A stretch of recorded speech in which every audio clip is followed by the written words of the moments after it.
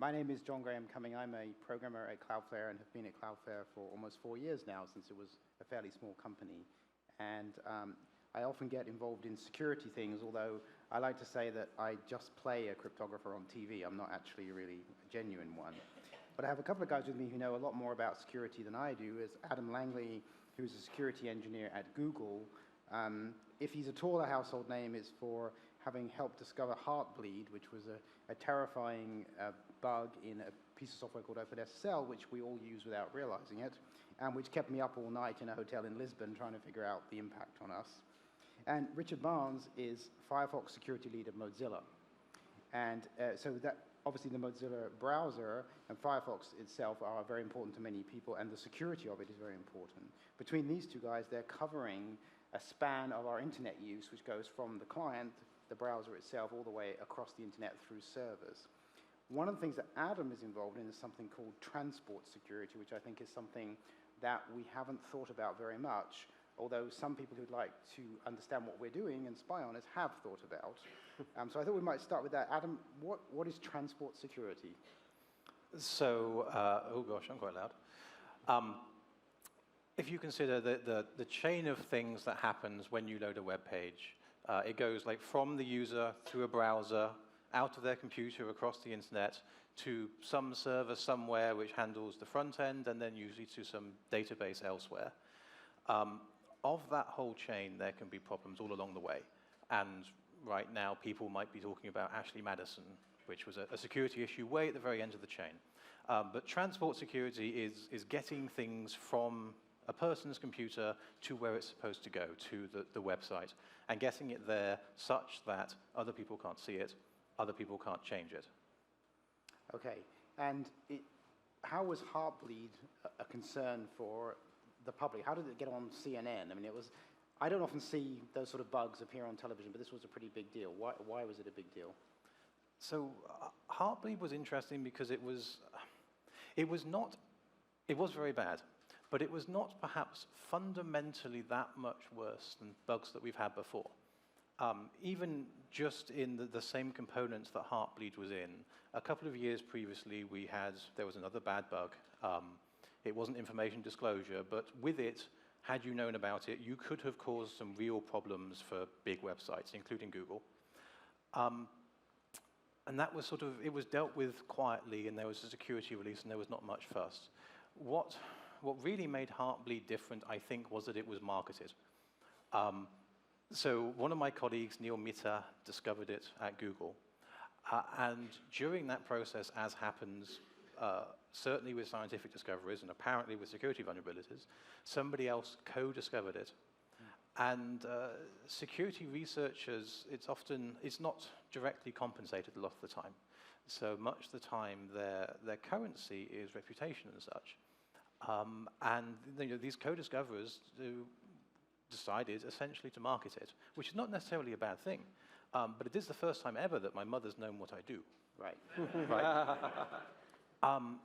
And then it blew up to an incredible degree, and it set a pattern for bugs to have like telegenic names and logos, and for discoverers essentially to promote themselves through their discoveries, which, given that often they don't get paid, it might be reasonable. But that was really the new thing about Heartbleed. Right. Well, I think in addition to the branding, the other watershed aspect of Heartbleed is that it brought attention to how much of the internet infrastructure is dependent on a very few components, OpenSSL being one of them. Yes. You can imagine others like Apache and Nginx, things that are deployed everywhere across the network, so that if there's a flaw in one of these, it affects millions of users, thousands of websites. And I think one of the positive impacts of Heartbleed and its marketing has been to draw a lot more attention to those critical pieces of the internet infrastructure, which are often open source and drastically under-resourced. And I think we've seen a lot of benefit from getting more attention to those core products, more attention to those core projects that run the internet. And I think that's something the whole industry should continue to keep an eye on. Now, what's interesting in your two answers is neither of you said what Heartbleed was, and I think I'm not criticizing you for that. One of the problems with security is it's very, very hard to describe really what's going on. And I think that itself creates a problem, doesn't it, in trying to convince people, well, you need to pay attention to this thing that I can't actually describe to you what it is, but it needs to be important. How are we going to do that? How are we going to help people understand the risks they're facing when they're using the internet, using a browser, using an app which is using some sort of connection? What can we do to make that better? The best answer I've been able to come up with that is to try and build more and more accessible and more accurate metaphors. I was talking to a group of congressional staffers earlier this week, and I brought up Ted Stevens' maxim that the internet is not a big truck, it's a series of tubes. Which is sort of true, but it's also sort of a big truck. As Adam brought up transport security earlier, the way a browser protects your web transactions as they go between your computer and the web server that's thousands of miles away, it's very much like an armored truck traveling through an untrusted terrain. And it's reliant on a faithful driver and good locks on the doors. And there's some direct analogies you can draw like that. It's tough, though, to make sure that those analogies are accurate and lead to correct conclusions. I never actually understood why the series of tubes statement got ridiculed as much as it did. I mean, yeah. it seemed reasonable enough, and people have said much dumber things in the past and gotten away with it. I mean, people, to the most extent, are not going to be changing, and security is not going to be getting any simpler. So my hope is not to have to explain it to people, but to get it right. I think each time we ask a normal person what to do or try to warn them, I'm hesitant to think that people will ever be in a position to make intelligent choices there, and I think any system which requires that is flawed. I think it is important as well to keep in mind that while computer security and information security and transport security involve lots of new technologies that have only been around for a couple of decades, security in itself as a practice is not a new thing.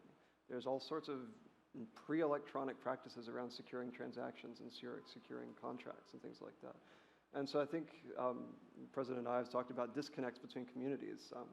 So if we can step out of our bit-oriented, electronics-oriented security community and look at some of the historical ways that security has been achieved, I think there's some analogies that can be drawn to help folks like policymakers and lawyers understand things better. Well, just to stay on that, to go back to your analogy about armored cars, I think when I was a child, armored cars would look quite different to how they are today. They've got more and more secure in different ways, and there are different technologies being applied. And I'm sure someone who worked in the armored car industry would know all of the things that have happened over that period. But for the person who's outside of a technical domain, it's very, very difficult to keep up, right? And right now, we're going through this, many of you will have heard of this, and the ones who haven't are going to say, what is he saying right now? The SHA-1, SHA-2 switch in all our certificates. And, we have, to a certain extent, we need people to be aware in some way that there's this thing happening, and it would be better to be using a modern browser or upgraded cryptography. How can we help them with that sort of thing? I think there's an overall trend across a bunch of aspects of security of liveness, that security is about things that happen in real time. So, someone can transition from being a trusted party to being an untrusted party in milliseconds. And so security inherently has a real-time aspect to it. And inherently, you need to be doing the right thing at the time you're doing the thing. So I think there's that challenge of keeping the infrastructure up to date, keeping it so that it's doing the right thing, given the realities of what we have now, whether that's who the trustworthy actors are in the system or what the technologies are that are trustworthy. So I think there's that challenge, and we'll need to figure out as an industry how we address that. I've got some hints of optimism around this problem, which is rare for me. But so cryptography went through its inflation phase in the 1990s, where suddenly, well, at least non-military cryptography did, where suddenly it became possible, and lots of things were done, and they were terrible by and large. 1990s cryptography, we didn't know what we were doing. Many, many mistakes were made. And we're really still living with that legacy. And the pains we're going through right now with the various deprecations, killing off SSLv3, killing off SHA-1, are really trying to clear out 1990s cryptography. So there is, I guess, a metaphor of a race, between attackers and defenders, where each one has to run as fast as they can to stay still. But I hope by, within a few decades, perhaps, once we've gotten the quantum apocalypse done with, it should be the case that defenders fundamentally win this race.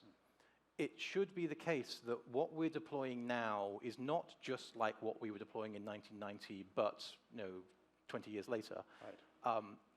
It really should be the case that we can fundamentally win this. Now, there are many years of pain to go through while we clean up our mistakes. But I hope that, like I said, 2 or 3 decades' time, fundamentally, cryptography, we're sorted, we're done, it works, and it's a transition phase, and we can get through it. So I'm not going to be allowed off the stage unless I mention Edward Snowden at some point, because that's the rule if we're talking about cryptography. I've heard quite a few times people say, Snowden changed everything. Did he change everything, do you think? And if so, I'm assuming the answer is yes. What changed with his revelations? I think it was kind of curious to watch the reaction to Edward Snowden in the security community, because there, to a large degree, those of us who'd been doing security and watching what security risks were present had been saying this for decades. Yes. We'd been saying the internet can be watched by anybody, and the only news that Snowden brought to the table is that someone was actually doing it. Yes. And in that regard, I think it's been a tremendously valuable awareness-building exercise, much more so than anything that security had done. I 100% done agree with that. few I decades. remember I was here in California in the CloudFlare office when that story broke, and I remember sitting there in the office and thinking, all the things that we said were possible, they were actually doing. And that was sort of the thing. I was like, but what did it change from the public perspective? Because I do think, to a certain extent, people have got a little bit more awareness of what's necessary to stay secure. So I think it communicated far better than we've ever managed what we have been saying for all this time. Yeah. I had to update my priors. The NSA was much more aggressive than I would have assumed had you asked me the day before it came out. So I got some things wrong there. I think what happened is that trends that were already going were kinked upwards. So things that, the deployment of HTTPS on major websites has kinked upwards significantly because of that. It was already going up, but it's very pleasing that it's going up substantially faster now. Right. I think most security professionals, had you asked them to envision, if I gave you the NSA's budget and this many people, what would you do? I think what came out would be pretty close to what they would have thought about. So one of the things was that there was no alien technology.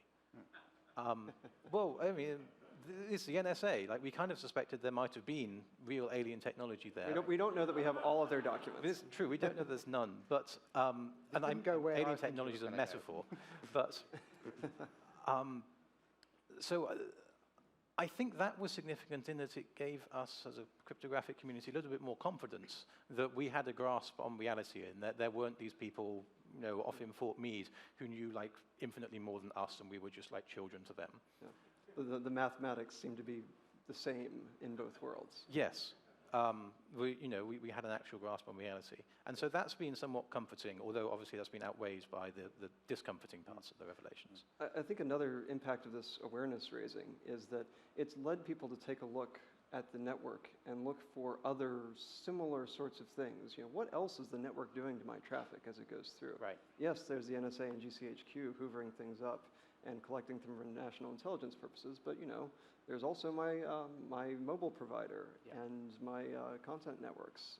What are they doing with my data? And it's led to the discovery of some things that people are doing and further motivation for kicking up the deployment of these security technologies. Well, and we heard in the case of Marriott hotels who were modifying what was happening as use their Wi-Fi, which it seems like a small thing, but it's a good indication that your traffic can be tampered with. Oh, yeah, my canonical example is if you fly Southwest Airlines, I have no opinion on whether they're a good airline or not, but if you use their in-flight Wi-Fi and you go to a non-encrypted website, they'll helpfully inject a bar at the top that says, you are this far along in your flight. Right. And that's really useful, I've found in talking with people, to say, look, they can put things in the web page What and are they taking can't out? with the encrypted website. So what is Right. encryption? Fundamentally, once we start get to a certain level of encryption, well, there are certain things you're not going to be able to do. So CloudFlare, for example, one of the reasons we're building out all these data centers is we need to be able to cache all over the world, because if it's encrypted, well, we need to have the encryption endpoints everywhere. What else is going to change once we get encryption everywhere? So we do have somewhat of a tension building in that the unencrypted internet, it was common for the network essentially to play jiggery-pokery with the packets and pretend to be the person you were trying to talk to and actually answer what they would have said more quickly. And once connections are protected, that's no longer possible. For both good and for bad. Many of these intermediates were subtle. When they had problems, it was very hard to diagnose. They caused a lot of problems, but they did save a lot of traffic. Now that we have, the average website is growing in size about 15% a year, I think, like, at least if you believe one of the studies. The tension between websites catering for first world country consumers who have full broadband internet connections in terms of the size and weight of their web pages, in lesser developed areas of the world where bandwidth isn't as plentiful, there is a real tension now between encryption, which defeats this in-network caching, and security. And it's really troublesome. Ideally, the web pages would not grow quite as fast, but like, people want their features. It's not like there's nothing that comes with this extra weight. And it's not clear how that's going to be resolved. Yeah, the way I tend to frame this is that security technologies are good at drawing binary distinctions. If a piece of data is encrypted, if you have the key, you can get at it, and if you don't have the key, you can't. And what that means is that what encryption doesn't tell you by default is who gets the key and who doesn't, who's in, who's out. Now, what we're seeing right now is that in the web, the default answer is that the browser has the key and the web server has the key. And those two parties are the ones that are interacting, and anyone else has to get permission from one of those. As Adam was saying, historically, before we added encryption, there was this whole network of entities participating, helpfully scanning your traffic for viruses or caching things as they went through. And when you turn on encryption, by default, all of those parties are locked out. They can't do their job. And so what encryption is doing now is taking this network of relationships that was previously implicit, it wasn't visible, and forcing it up and forcing it to be something where users and websites now have to assent to this and explicitly agree to include these parties in the transaction. Right. I want to just change gear very briefly to another area to worry about. So I think a part of being involved in anything to do with security is you have to worry about things. And at the same time, you have to kind of read the press and not worry quite as much as the press says you should worry. But for Internet of Things, where right now we're being told that the sky is going to fall and my car is going to drive itself home and things like that because someone will have hacked it, how should we worry about, what are the things we should be thinking about from a security perspective as we put toasters, cars, baby monitors, everything else connected to the internet? To a very large degree, when people ask me questions about the Internet of Things, I struggle to see what the difference is. The Internet is already a network of things. We have an Internet of Things already. There are those things in our pockets or on our desks. So really, all we're talking about is smaller things. Same I, smaller t's. That's not to say there's no difference, but a lot of things. When you look at a lot of aspects of the system, there's not that much difference. At the cryptographic level, doing encryption is cheap enough that basically all processors you can buy nowadays can process encryption fast enough. And so there should be no question of changing at the transport security level. Where things are going to be more interesting, I think, is once you get above that level of the basic bits on the wire sort of things, and you look at what information is being collected, how is it being collected? How is that software being assured? And how can people get a grasp on all of this information that's being collected and how it's being shared and processed and protected? I suspect the friction we're going to see largely with the Internet of Things will be that the set of manufacturers who build like complex technical devices is going to be expanding. And they're going to have to shift their mental model, and it's going to take a while before they get there. So right now, they have inventory, and they use sales to convert inventory to money. And apart from perhaps some warranties, that's pretty much how things go. But now, when they sell a device, they get the money as they always have, but they've also got a liability. If they're going to be good manufacturers, they've got to be able to update that device. It will have security issues, inevitably. So they've got to maintain a build environment for it. They've got to update it. And they've got to understand that these costs need to be built in. Right now, the typical way to handle these costs is to try and ignore them, sadly. These manufacturers have also got to go through a transition that many tech companies have over the past decade or so, where we've come to hopefully a mutually beneficial relationship with the security research community. Like nowadays, when a researcher reports a problem, the response is not threats and suing, at least hopefully. Right. But many manufacturers of these devices who have typically manufactured microwaves and fridges and such, hopefully they get it right from the get-go, but history suggests some education will be necessary. Right. And that, I believe, is the transition that we have to get through. And maybe once we're there, like you said, things will be much like they are today, just with more devices. Well, the internet's always been growing, we're used to that. And hopefully they will auto-update like our best-of-breed software does at the moment, right. and things will be much the same, which is not necessarily great, but it is not the world falling down. I mean, I think a lot of what Adam's talking about is the collision of this security treadmill we were talking about earlier, this need to be real-time and up-to-date, and that coming into conflict with industries that have been used to building one thing and having it work for 10 years. Yeah. I think a lot of these businesses just don't realize they are actually software businesses now. Right? That's fundamentally what's happened. Right. Where it's crept in and has taken over everything. Okay, well, I wanted to ask you one last question, which is, given that you two guys are experts on security, how do you personally walk the walk of being secure? So what do you do? So, is your password Hunter too, by any chance? What do you do? You say that all I hear is asterisks. Yeah, exactly. There you go. So how do you approach it personally? I am not doing anything particularly outrageous, or perhaps in places. If my password policy is that passwords are randomly generated. A few sensitive ones are just memorized. The rest are kept in a password manager. Things like my phone and such, I don't put anything too sensitive on it. So I compartmentalize that way, and maybe it's a little bit inconvenient, but on the other hand, not having corporate email on my phone is actually really quite relaxing. At home, I have a Linux machine and a Cubes machine, and the Cubes machine is probably the most esoteric thing I have, which is an experimental operating system using lots of virtualization to compartmentalize things. But in general, people shouldn't do that. But everything else, I think, is relatively attainable. Yeah, my story is basically the same. One thing you didn't mention was two-factor authentication, which is something I've been very aggressive on lately. Finding all of the services I use that will let me turn that on and enabling it. Honestly, I also use a lot of paper. I do a lot of the same compartmentalization strategies, using different computing contexts, different machines or virtual machines for different things. And for some things, I don't put it on the net, don't put it in electrons at all. Great. Well, thank you. I hope we've got a moment or two for some questions. Have we got anyone in the audience who wants to ask a quick question of these two guys? Looks like we do. Well, while the microphone's going there, I thought it was interesting that the Washington Post leaks from the NSC were typewriter documents.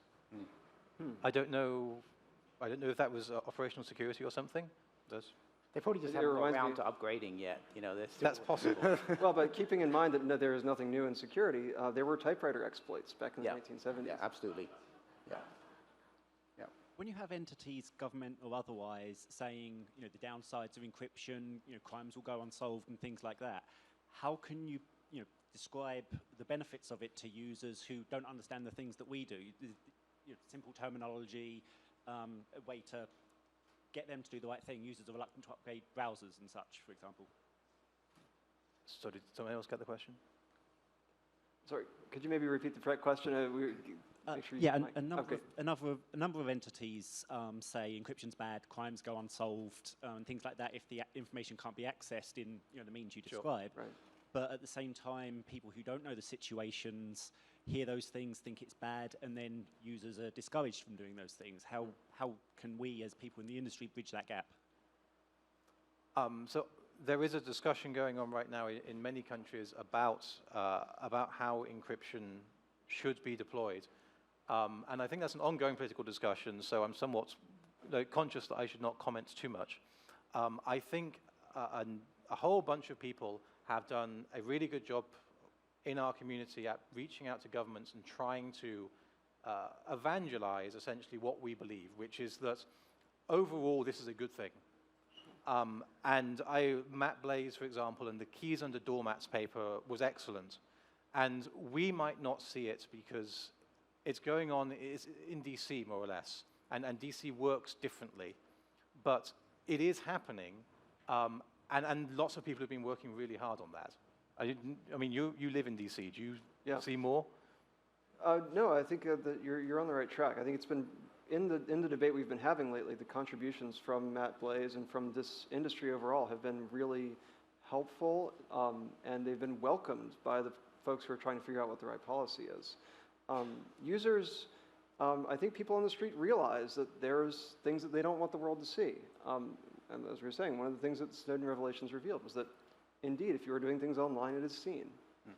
But yeah, I think the conversation in DC has really benefited from the engagement that the technical community has done, and more would be helpful. Is there one more question? Okay, great. Sure, really quickly here. So there's two separate kind of camps happening in the industry today. You have the big data crowd, and then with things like Snapchat, you have the no data crowd, where things are ephemeral. It seems that there's probably some middle ground there. What can you guys say towards helping compartmentalize that? Because you talked about deliberately not putting things on the wire, deliberately not putting something in a place where you would protect it with encryption by just omitting the data altogether. So just to answer that very briefly from my perspective, I actually use an application called Wicker, which is a texting application, and it uses cryptography in a way to make messages ephemeral. So we're using cryptography for another purpose, and it is incredibly liberating to say, I can send a message to this person, and there won't be a record of it in the next hour or however long I set it. It will disappear because of mathematics. So I think you can use the mathematics for that benefit as well. But yeah, I think one area where there's a lot of opportunity is looking at ways where service providers can deny themselves some information. Maybe they figure out who John is talking to. They can see that a message gone from John to Adam, but they can't see the contents of the message. They only know the minimum amount they need to do to deliver the service that the user is asking them to deliver. And I think looking at ways that cryptography and security technologies can be applied to create that minimum privilege, that minimum access level, I think there's a lot of space for innovation there, and in helping users understand what properties you're achieving that way. What exactly does your service have access to? What exactly am I exposing to you by using your service? Okay, so I'm going to have to wrap it up. I feel like, just given the feeling in the room, that we could talk for another hour about this topic. It's something that obviously in Silicon Valley is extremely sensitive at the moment to discuss. But thank you, Richard. Thank you, Adam, for coming here and talking about these things. And great. I hope you have a good day here. Thank you.